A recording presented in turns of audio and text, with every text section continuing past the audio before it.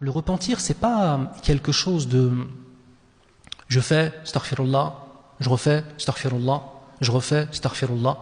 Et c'est bon, de toute façon, l'imam il m'a dit que ça allait être enlevé. En fait, c'est beaucoup plus profond que cela. C'est que le péché, il laisse des traces dans le cœur. Mais Allah Azza wa Jal peut les nettoyer. Et certains repentirs peuvent nettoyer. Mais ce ne sont pas toutes les repentances qui peuvent nettoyer tout le cœur. Parce qu'après, il y aura des conséquences. Et je finis le verset, il nous dit « Ténèbres entassées les unes au-dessus des autres.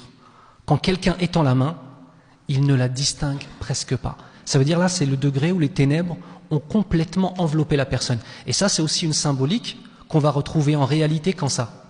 Au jour du jugement. Écoutez bien, au jour du jugement, nos péchés, vous savez que nos péchés prennent la forme d'un homme dans notre tombe, etc.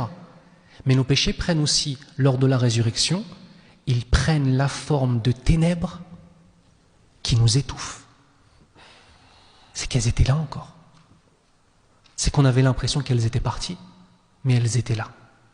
Donc et ensuite il nous dit, celui qu'Allah prive de lumière n'a aucune lumière. On revient à la symbolique de la lumière.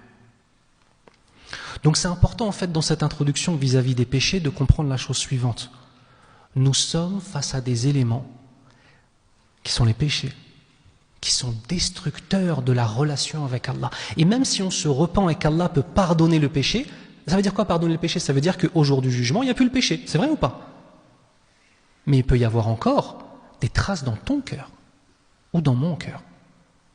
Donc vous voyez, c'est pas simplement je fais, je me suis repenti, ça y est, c'est bon.